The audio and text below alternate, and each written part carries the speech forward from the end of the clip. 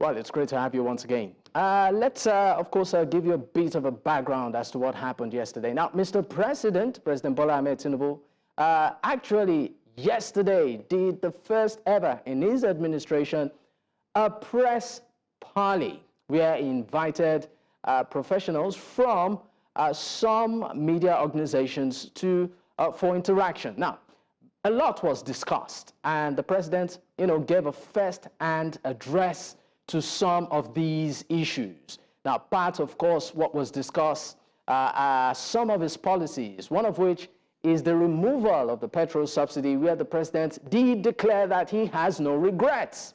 Another issue has to do with the cost of governance, where the president also asserted that he would not shrink his cabinet.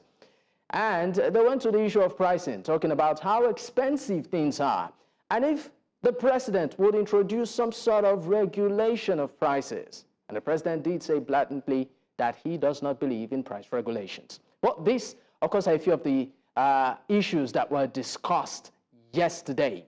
And to, of course, do justice this evening, I have my guest already with us. He's joining virtually. His name is Professor Jelili. Thank you so much for your time on the program, Professor.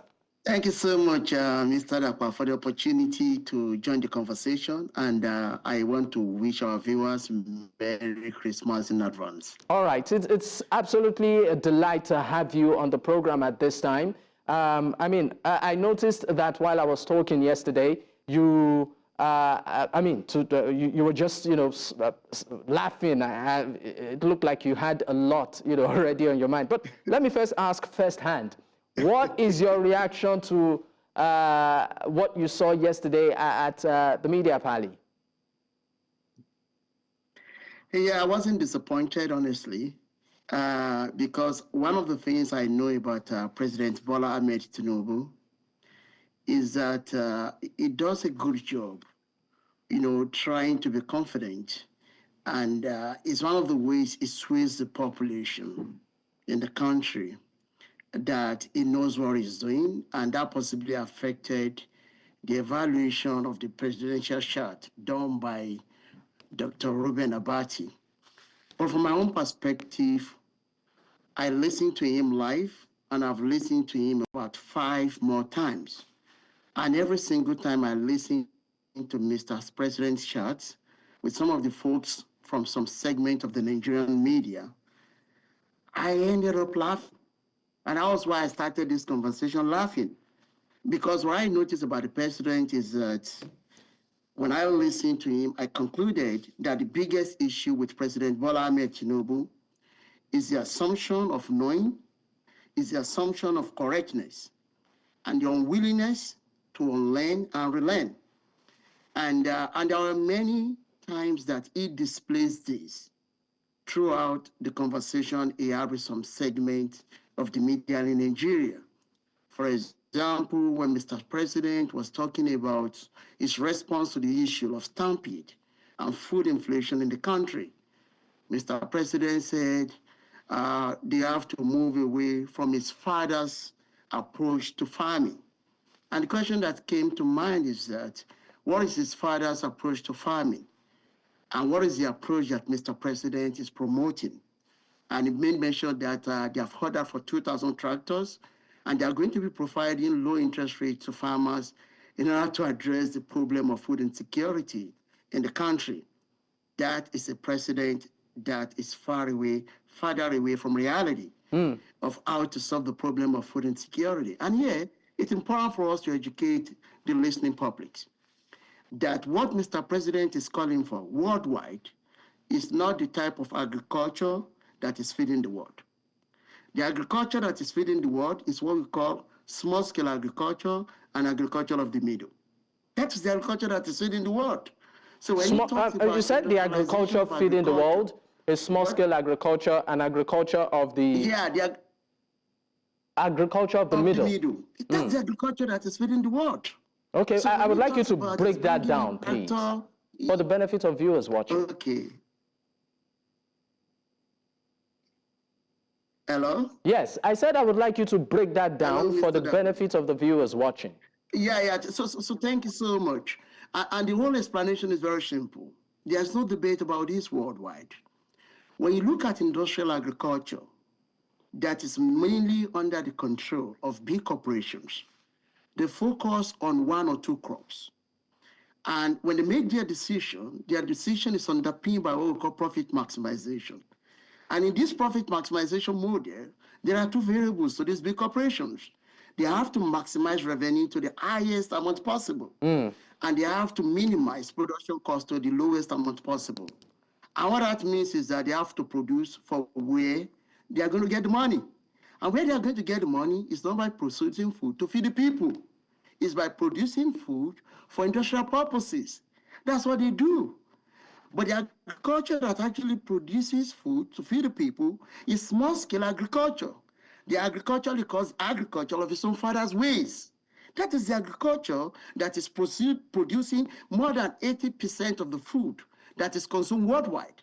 Because that is the agriculture that produces food that addresses food security at the household level, at the national level, at the regional level. So when you listen to Mr. President talks about the solution to food insecurity is industrialization of agriculture, then you understand that you are dealing with a president that doesn't even understand the nature of the problems that we are dealing with. Will tractor be a solution to the problem? Tractor is not going to be a solution to the problem. All right. That's why it's important. Let's do something. Let's important conversation about how best we can address this problem. So what are the things that we can do? We need to work more with our farmers to find solutions to the problem of agriculture in Nigeria. One of the major issues that farmers are dealing with is the exorbitant cost of labor in agriculture. The exorbitant cost of labor. But I'm sorry, you said the major issue farmers are dealing with is the exorbitant cost of labor. Major issues, the cost okay, because I would have talked about, I would have said insecurity is actually a major issue. And even the president did acknowledge that one reason why farmers can't really go back to their farms is the level of insecurity. So, I mean, so where do you put insecurity in all of this? So we get back to that. We get back to, it's just been simplistic. It's just been simplistic. Insecurity in which part of Nigeria? Is it in all parts of Nigeria? There are farmers in the southwest. There are farmers in the southeast. There are farmers in the south-south. There are farmers all over Nigeria. And when you look at the level of food insecurity in the country, it's countrywide issue. It's a countrywide issue. And that is why it's important for us to ask ourselves, if there are security issues in some part of northern Nigeria, does that mean that the farmers in southwestern Nigeria should not be able to produce enough food to at least meet the regional food need within the southwest? And that is why it's important for us to come down to the regional level and do this analysis. One of the major issues I want you to pay attention to is the cost of labor in agriculture. As a result of poorly thought out policies implemented by President Bola Tinubu, the cost of employing labor has increased astronomically. 1 unit of labor in the southwest that farmers will pay about 550,000 naira per year. The cost is now around 1.5 million naira. I'm sorry. You said one. I need to get that. You said a unit of labor in the southwest that farmers will pay 150,000 naira annually. 500,000 naira. 500,000 naira and 550,000 naira for. It has increased to 1.5 million annually. So where do we expect the farmers to get money to pay for those labor, to hire the labor needed to work on their farm? Okay, now that's a big issue. Professor Jelili Adebiyi, you know what, I want us to take a listen to some of the things the president did say at that speech and then come back to react to it. Okay, I understand that we do not have that soundbite ready yet, but once we have it, definitely we would play it. But, okay, I understand we have the soundbite now. Let's, of course, take a listen to part of the things the president did say. From organizers' point of view, or are you looking at it from the goodwill gesture of the people trying to give out whatever they have for such?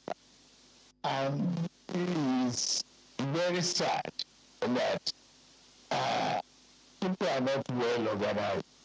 We just have to be more disciplined in our society. Condolences to those who lost a family member. But it is good to give. I have been given out foodstuffs, commodities, and clothing envelopes and modular for the last 25 years. Well, that, of course, is part of some of the things the president did say. He was making reference to the unfortunate series of events that happened in some parts of the country where some individuals, died during a, festivity giveaway stampede, particularly in Ibadan, Anambra, and Abuja. And the president actually did commiserate with the families involved, even though he put some blame on the organizers. But some pundits are saying that, look, this is not the first time we are seeing giveaways. People really did not lose their lives at this extent, but instead this is a deeper revelation to the fact that there is hunger in the land. So let me bring Professor Jelili Adebiyi back to, you've had part of what the president did say in that soundbite. He even made reference to himself, that he has been doing giveaways for over 25 years, at his place in Bodilon, and that he has given all sorts. That this, maybe largely was due to the organization of such. But some are saying, no, it's not just that. It's a revelation that there's hunger in the land. What do you make of that statement? Yeah, thank you so much. First and foremost, we want to commiserate with the families of the bereaved, those that lost their loved ones, and those that are dealing with life-threatening injuries.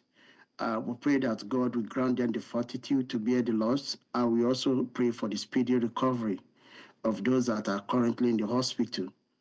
When I listen to the news and I follow the event carefully, I teared up severally because it's an attestation to what we've been saying. The level of hunger in the country is unprecedented, and the data says it all. I've been following NBS, Nigerian Bureau of Statistics, food inflation data.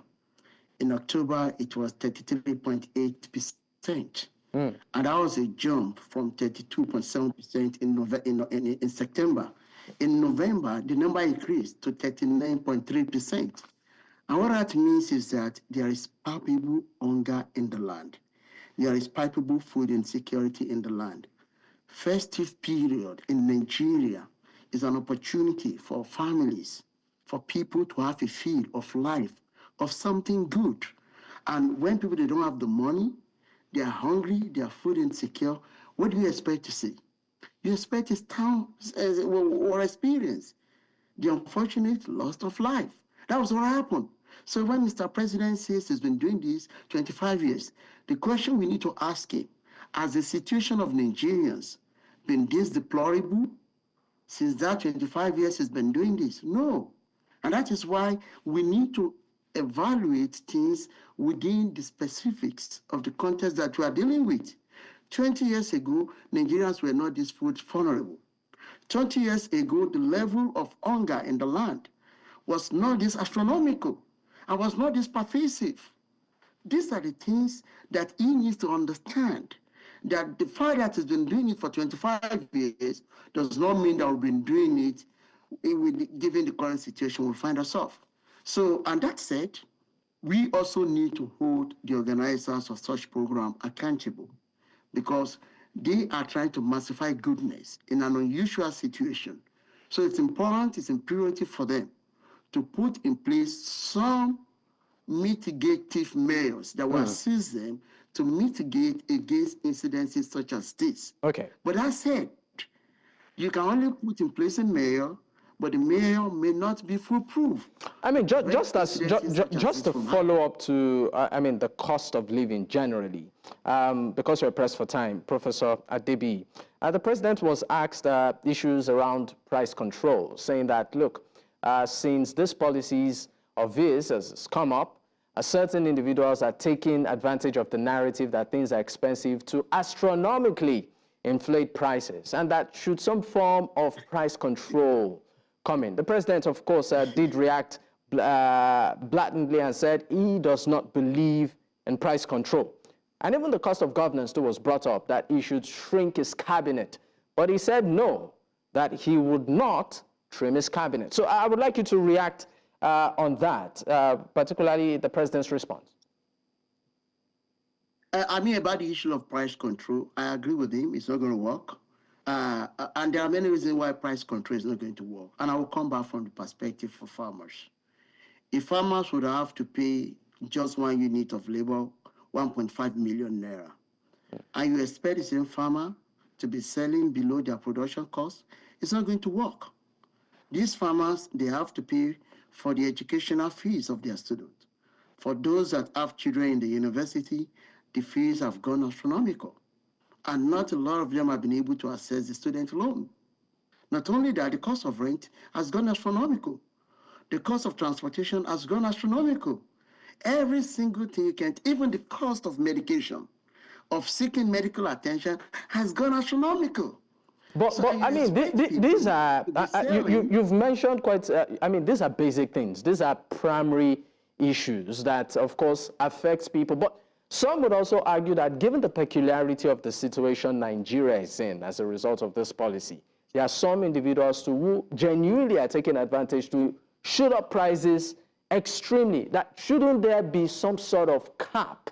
You know, even if at all you would say you want to make your pricing competitive with the reality, shouldn't it be, you know, within a range or a limit? But I will leave you to respond to that after we come back from this commercial break. Stay with us. Many thanks for staying with us. This is still Politics HQ on New Central Television. And at the moment, we are looking at, of course, the aftermath of the president's media chat that happened yesterday. I still have my guest with me, Professor Jelili Adebiyi, as a development scholar practitioner. He joins virtually from the United States. Thank you for staying with me, sir. Before I let you go, I did raise some issues, and I would like your response to that before we went on that break. I said, don't you think that there should be some form of price control, particularly on basic items, feeding, accommodation, education, maybe, and also transportation? Yeah, I mean, so thank you so much for the intelligent question. And again, so one thing we need to understand about price control is that you need to have the right information for you to implement price control if at all it's going to work. And one of the biggest issues we have is that we are not able to estimate the impact of the policies implemented by President Bola Tinubu on the cost of living of individuals. So when an individual is selling a commodity, we should also be aware that the individual is also making purchases of other things that such an individual is not producing. You need to account for all of this for you to be able to come up with a reasonable price control cap. And it is very difficult for us to do in these extraneous circumstances we find ourselves in the country. And that's one of the reasons why price control is going to exacerbate the current pricing situations of commodities in the country.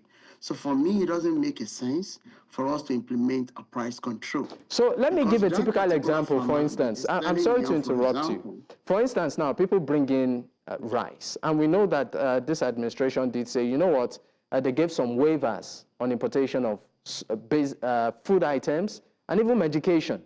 But it's still expensive across desk, I mean, over the counter. Then another example is Gary. Gary is produced here. But from 500, 1,000, it's over 3,000 naira now per model. So what are we saying? Yeah, because that's the fallout of the useless policies. That's the fallout. The fallout of the policies, the cost implications of commodities. So the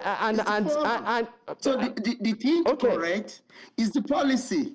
If we need to solve this problem, but unfortunately, we have a president that is unwilling to learn. And the best way to deal with this kind of president is to vote him out. I campaigned for him. I worked for him. with the belief that it's going to implement policy that will alleviate sufferings in the country. But we ended up implementing policies that have aggravated the situation of living, the cost of living in the country. And that is why the thing to address is the policy. The price, the cost of commodities in the country is as a response to the poorly thought out policy that Mr. President is fanatical about. His fanaticism about what is not working is the cause of the problem, and is unwilling to learn. So when we have a president that is unwilling to learn, is unwilling to rethink his policy, that is continuing to make sense of his policy, that is driving people to the brink, more and more to the brink, then we just need to hold on until the next election cycle. I, for one, I'm not sure I'm going to campaign for this man, for his re-election. And the reasons are very basic. If we have a president, Mr. Dekbo, look at the level of poverty in the country. The statistics says that no less than 56% of the people in the country are now experiencing multidimensional poverty. The number has since increased since he took over from the country. Why? As a result of poorly implemented policies. And that is why the starting point is to have a conversation around the policy that is causing all these issues in the country. Unfortunately, we have a president who comes to tell the Nigerian public revenue has increased. And that's a basic knowledge in development ecosystem. We tell you in development, we've since left this behind. Mr. President is living in the past, when economic growth was used as an indicator for measuring development. So the amount of revenue you are making, we have left it in the past. He's still living in the eras of his forefathers, when economic growth used to be erroneously used as a barometer, as a metric for measuring development. Now we realize that even when your revenue increases, it does not mean that development is going to be happening in your country. And that is why you need to ask this question. The more the revenue increases in the country, the more the level of poverty aggravates. And that means that we need to ask, are we making more money at the expense of the well-being of the people in the country? And that's exactly the situation of the policies being implemented by Mr. President. Unfortunately, we have a president that is unwilling to learn. We have a president that is not open to relearn. And we have a president that believes to make claims that the country is making excellent progress when more people are suffering, people are not able to pay for their medication fees in the country. It's unprecedented. And you know one good thing about the fallout of the policies that he has implemented? It has magnified suffering across all socioeconomic strata in the country. Professor Jelili Adebiyi, I mean, I wish we could continue, but this is the bit time would permit us. Okay, my producers are telling me that I can still spare some more time with you. Let's talk about another item, which of course is the cost of governance. The president in that speech, or in that parley, did say that he will not streamline his cabinet, and that Nigeria is big, and for that reason, it needs a robust cabinet with professionals to address many of its burden issues. What do you make of that? I mean, it's another indicator. It's one of the reasons why I said the more I listen to the presidential shot, the more I conclude that we have a president that is unwilling to learn, and that believes that everything that is doing is right. And the statistic is just out there, that the cabinet is bloated and it's not supporting the fact that the government is willing to make amends in order to reduce the cost of governance. You know, because when you look at all of this, what that means is that money that we can spend to strengthen our educational system, we need to spend more of this money to support each of these people that are elected, that are appointed to serve as ministers. They have a lot of PAs, you know, personal assistants, senior special assistants, senior assistants. I have many of them that are working with this government. And it's insane for you to look at the numbers, because one of the ways the government can actually communicate to the people that the government itself is serious with business is by reducing the cost of governance. And one of the ways you can reduce the cost of governance is by reducing the size of people that are working on that. Look at the number of spokesperson that Mr. President has. A lot of times they fight over responsibility. You know, recently they imported Bawala, the guy that used to work for Mr. Peter Obi. You know, we have people with that character. We have people with that character that are just looking for opportunity to hang on to power, to become relevant in the schemes of things. So, you know, we have all of these kind of hang-ons that are bringing into government. Why? Because of 2027 election. The situation of ground before Mr. President emerged as the president, things have changed. And he's preparing for 2027 election.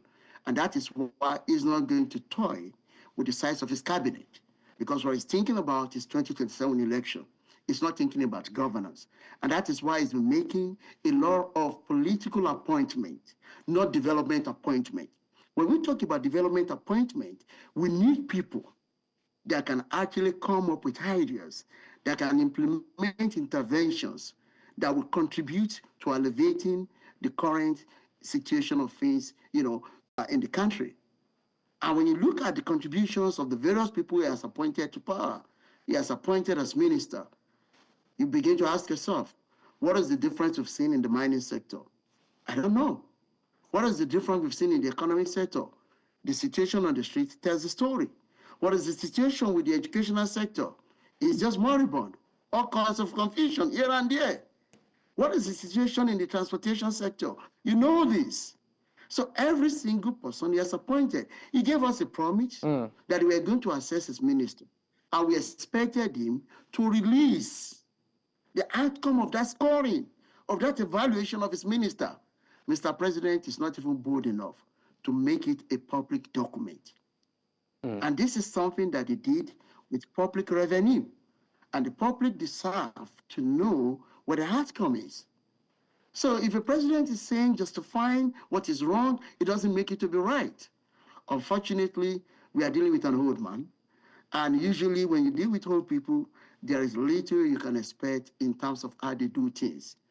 President Bola Tinubu was used to doing things this way all his life politically. When he was the governor of Lagos State, nobody could look him in the eye. He was seen as the alpha and omega of the party politics when he was the governor of Lagos State. When he left the position of power in Lagos State, that was the same situation that Mr. President enjoyed. So we don't expect this at the true light of his life to change, to become a president that listens to the people.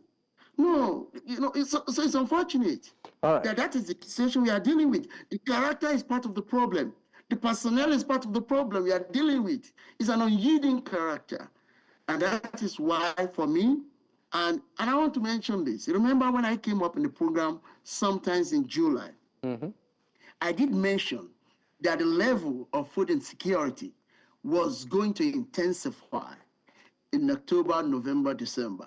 Here we are today. That's the situation of things. Well, Professor... We research this, we work with the people, we crunch the data, and the situation tells us that, if anything, I wish Nigeria the very best 2025, but the cost of living is going to be super astronomical. People need to be prepared for this. It's only good news. We don't hear to hear bad news in the country, but we need to be prepared for the situation ahead. I genuinely wish we could continue, but I'm told that we, of course, need to stop at this point. But thank you so much. It's always a pleasure having you on the program. Professor Jelili Adebiyi is a development scholar practitioner, and he's, of course, joining virtually from the United States. Once again, thank you for your time on the program, and hopefully we'll have you again soon.